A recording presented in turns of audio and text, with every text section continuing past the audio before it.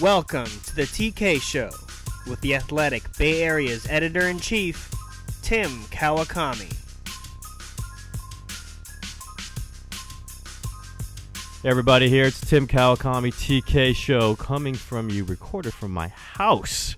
First time ever. The acoustics are pretty good. I don't mind this, and very happy for the first time from my house to have on a very special guest from the Athletic, which I am so happy to say. National baseball writer for years, our national baseball writer, our star, Ken Rosenthal, coming to us from New York. Ken, how you doing today? Tim, how are you? Thanks for that intro. Very nice. Very nice of you. Very good to be teammates. I'll put it that way. We've known each other for a Absolutely. long time, and great to be teammates. Hey, I got to ask you just right off the bat, obviously the Roy Halladay thing was such a tragedy and really seemed to hit baseball hard.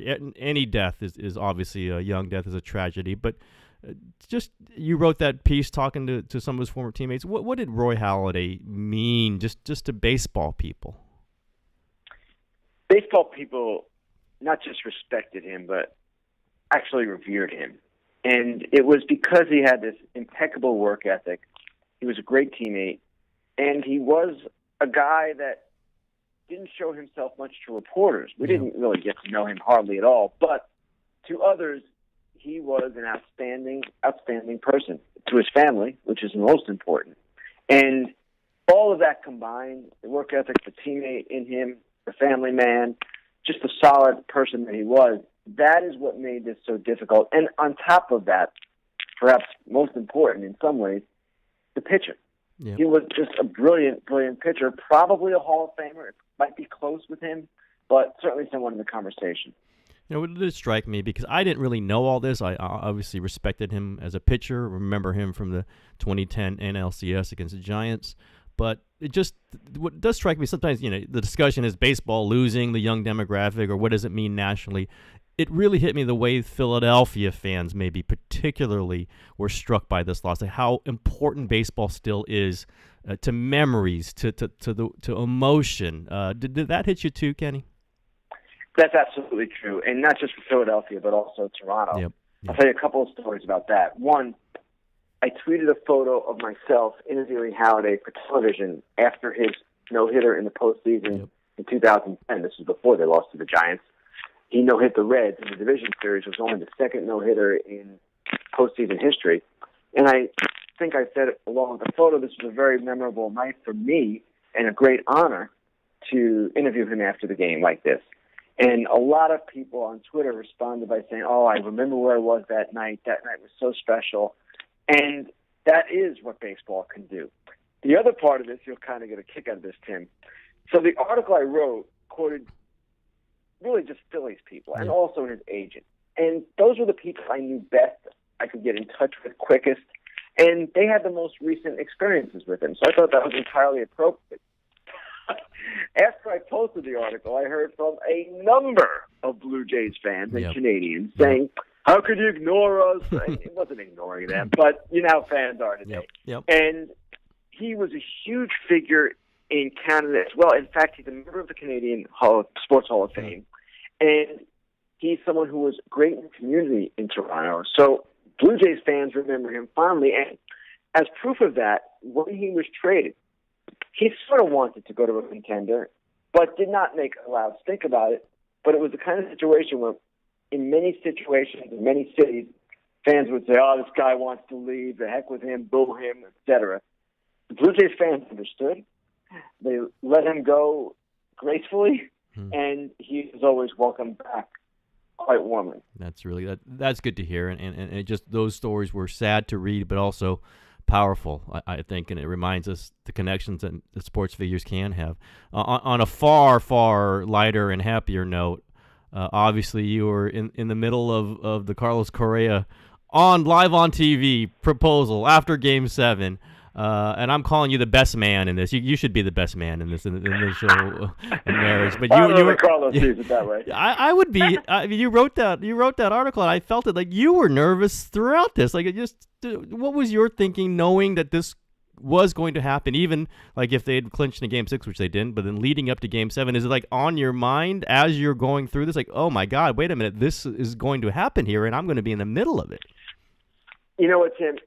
That so often happens in what we do, and I'm sure you've experienced this as well. You know it's a big deal. You're ready for it, and yet it's a far bigger deal than you ever imagined. Yep. I had no idea it would be like that. And part of it was, I must say, I'm a little older now. It's been a while since I got engaged to my wife. Yep. And I didn't recall how emotional it was. My kids are not engaged yet. It's been a while for me. So to see his fiance's reaction, and she was so emotional, but in a really cool way. Not that being emotional is ever not cool, but it was just a beautiful reaction. And then it really hit me like, wow, this was a big thing. And I could tell right away that people really reacted to it. But in the days leading up to it, I can't say I was any more nervous about that. There's so much going on with the World Series broadcast and with writing after the games that you can't really dwell on any one thing. And I don't. There's so much to do and so many angles to cover. But I was, in my heart, at the end, kind of happy the Astros won, that this could happen. Yep. I would have been equally happy if the Dodgers won, because it would have been really cool to see LA win in LA. Yep. First time since 1988. That would have been an awesome scene. But I knew this would be something special, and it turned out to be more than I imagined. It was amazing. It was just a television moment that's we don't really get just the raw moment, like, oh, what is going to happen here? And I saw it play out on your face too, which I was kind of living through you, and that's fun. Yeah, and I got good advice, Tim, too, throughout this, because first of all, I've never done anything like that before, and our producer, a guy named Pete Macheska, he's a lead producer on the Fox baseball broadcast. He's also a producer on games for football for Fox as well. And he said to me when I told him about this, he said, listen, you got to make it look real. You've got to ask a few normal questions first, like game-related, World Series-related, and then you can ask this question. And then Correa, who is 23 years old, actually told me before Game 6, here's how I want you to ask it. It's going to be a big moment in my life. Winning the World Series will be a big moment in my life, and then just take it from there. So I followed both of their instructions, and it worked great. Now, at the time, I didn't know how it would look. I didn't know, but I saw it right away. Well, not right away, but an hour after the game or so. On Twitter, people were saying, hey, wait a second. Do you know about this? So I felt it was appropriate to write about, and I wrote about it. Yep. It was cool. Yeah, it was great. Hey, we fast forward. Obviously, it goes right into the free agency season and right into talking about trades. What do you see as the big stories, like just being decided right now? Is the Shohei Ohtani, is that going to be resolved like very quickly? The Japanese pitcher hitter who seems to be maybe the most talented Japanese player ever coming over. I don't know that it will be resolved quickly, but I do expect he's going to come. They've basically gotten through all the roadblocks but one, and I'm not even going to get into it, Tim, on the podcast because it would bore your listeners to tears. But there's one more thing that has to happen before he can be posted by his Japanese team, before everything is set. They have to get a new posting system, basically. Yeah. So I expect that to happen. Then it's going to be really fascinating to see how this plays out, because every team has a crack at him. The most he can earn under the new international system is $3.5 million. The most any team can pay him is $3.5 million. That's Texas. So it's not going to be a financial decision. It's going to be a comfort decision, because the money is not going to be much different one way or the other. And because he is affordable, every team will have interest. Where it goes from there, I don't know. Now, the other big stories, Stanton is clearly one. And all of the Boris free agents as well. Boris has a ton of free agents this offseason. Hosmer, Moustakas, J.D. Martinez, Jake Arrieta, Greg Holland. It's going to be, as always, quite lively. All right, we're here in the Bay Area. Giants in on any of these? Stanton as a trade is the one that has been kind of suggested. I find that one hard to believe, just given the payroll considerations. Do you think Stanton is moved, and do you think the Giants are a likely option? I say yes, he is moved. The Giants are certainly an option. It just depends on how they want to approach this. And I actually had a conversation last night with Mr. Baggerly, our new friend at The Athletic, and we were talking about this. And I said to him, kind of laid out some things, he laid out some things for me. And one of the things here is, how much are they willing to go over the luxury tax threshold? If they're willing, yeah, they can get him. And they can do it simply by swallowing most of the contract. If they're not willing, then it's not viable at all. So we'll have to see how it plays out. He has the ultimate say here. He has a full no-trade clause. So he can effectively pick his next team. If he doesn't want San Francisco for whatever reason, then that's a problem. So we'll have to see how it all just kind of shakes out. You think the Giants need to make a big move like that? I mean, maybe not that specific, but something like that? They need to fix their team, yes, and they need power. So a guy like him would be perfect. They also need to improve their outfield defense. He's a good defender. He would fit in many, many ways. But they are aware that what they've got going, and fans can see this too, simply was not working.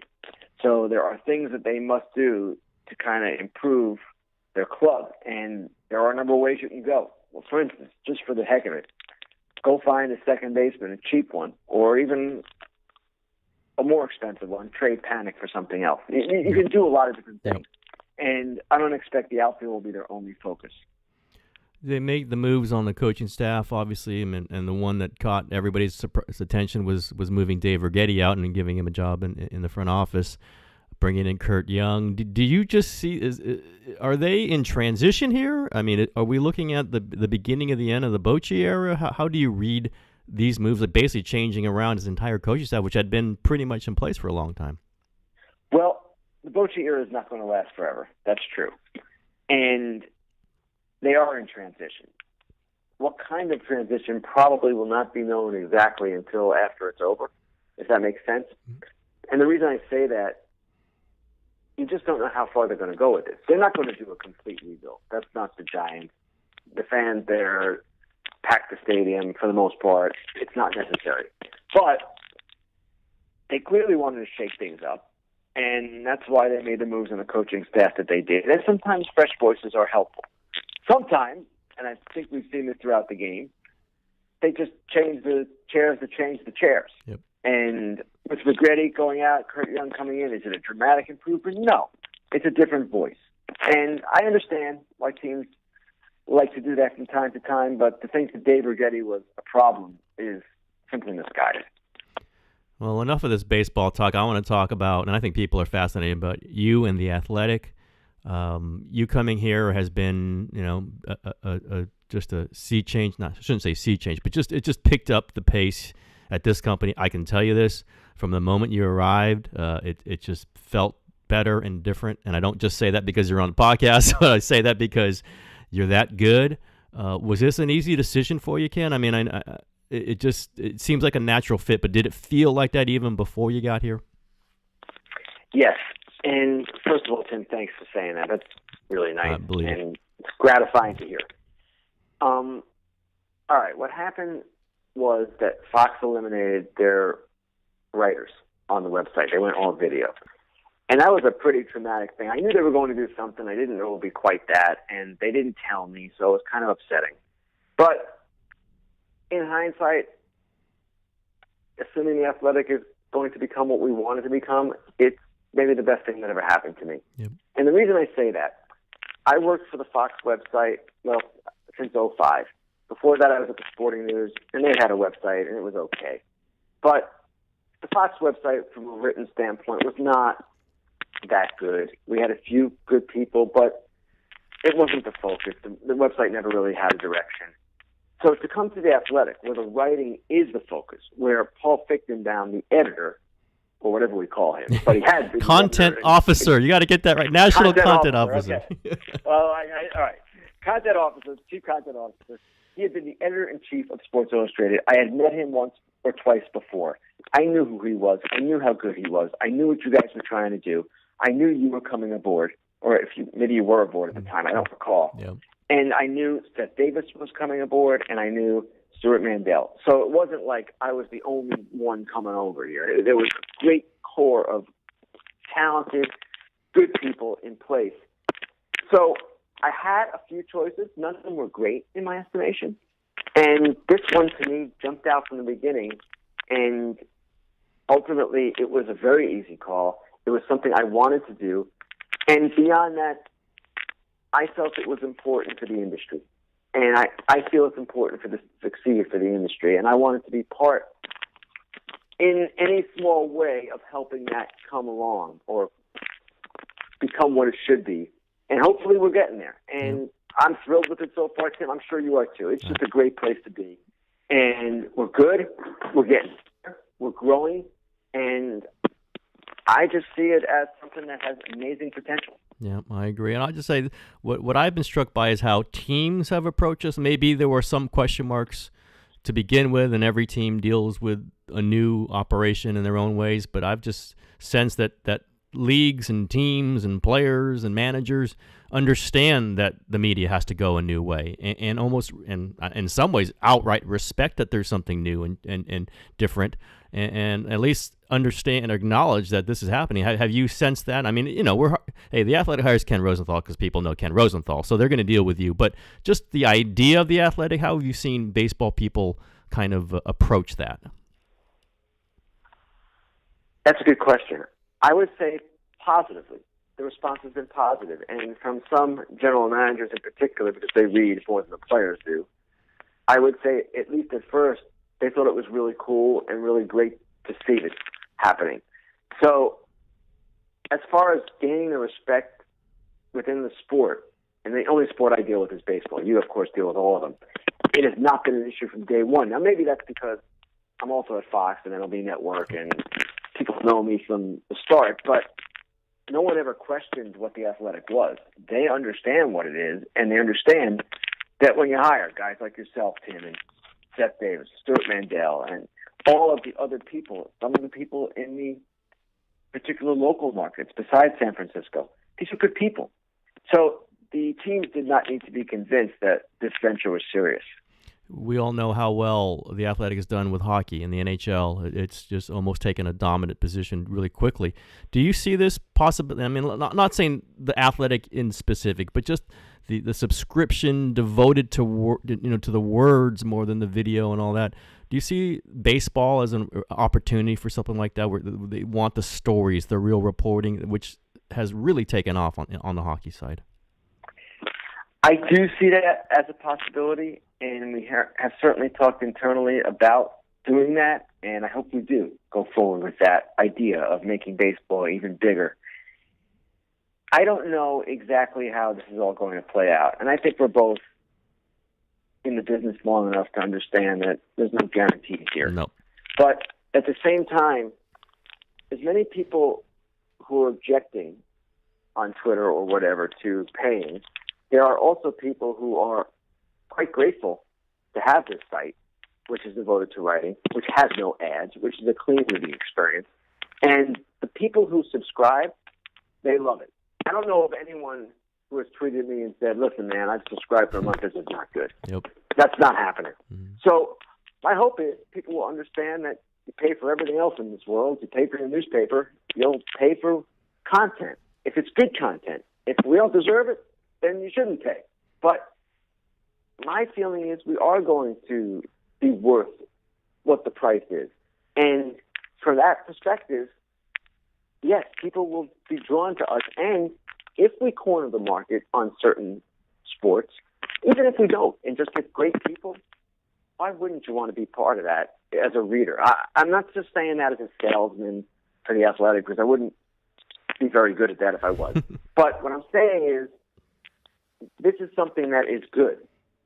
You like Sport Magazine, you like Sports Illustrated, whatever it was growing up, the sports page of the San Francisco Chronicle or the Boston Globe or the Philadelphia Daily News. Well, okay, we're trying to be that in some form. And if we are that and become that, and I kind of think we are already, frankly, then why wouldn't you want it? That's my feeling. All right. Well, that we could talk about this endlessly. We probably will, but I won't do this anymore on the podcast. But I do feel it, and I'm so happy to talk to you about it. And I've mentioned this to you before, Ken. When I might have still been an intern at Philadelphia Daily News in some distant dark time, 1930s or something. Went to Memorial Stadium in the middle of a long losing streak for the Baltimore Orioles. You might remember the historic losing streak, people. And Ken Rosenthal was the beat writer for the Baltimore Morning Sun, right? And Evening Sun. Evening Sun, okay. And good the friends. Late lamented, even, yeah, good friends with Rich Hoffman, who was the Philadelphia News. Rich said, "Go talk to Ken." I did, and you unbelievably had spent time with me during the game. I didn't at the time realize what that was, but what imposition it was. But I feel it now. I understand it, and you've always been nice to me ever since. You might have been taking some of your time there, but I've always appreciated that. Always appreciated the time you gave to me back when I didn't know what the hell I was doing. So I just want to say Tim, that publicly. You know what? One of the nice things about our business, in my opinion, and this is true in a lot of businesses as well. I shouldn't make it exclusive to sports writing, but listen, people treated me nice on the way up. Rich Hoffman, the guy who sent you to me, was one of them. Yep. And it's imperative, I think, to give that back, pass it along. What's that phrase now? Pay it forward. So I hope I can do that. I hope I still do that with people the way I did it then, and I try to, actually. And that's just the way the business has always worked. And actually, I've always felt we have a really cool business. As trying as it is, and as annoying as it is, and as pain in the butt work can be, and all the negatives that are associated with it. And there are negatives. I know people think it's all fun and games, but there are negatives. But the people in it have always been the same for me. All right, I'll end this the way I end most of my shows. Ken Rosenthal, what's your favorite restaurant? My favorite restaurant? Well, I'm going to say something pretty blue collar. All right. No, I love those. I love those. My wife and I, we just moved from Manhattan to New Jersey, the Jersey side, and we're in a nice place. But the first thing we did when we got here, we went to an Olive Garden. We love Olive Garden. It's awesome. Now, that's not exactly a highfalutin place, I know it, but we love Olive Garden, and I'll list that one. Ken Rosenthal at the Olive Garden. I love it. I appreciate it. Secaucus. Yeah, in Secaucus. Go there. Order him a salad or something. He'll appreciate it. Exactly. All right, listen, Ken, I really appreciate the time. Again, love being in the same company as you. And Tim, I say the same thing back at you, man. It's great. Great to work with you. Great, guys. All right, everybody, thanks. That's Ken Rosenthal. That's a TK show for today. Thanks.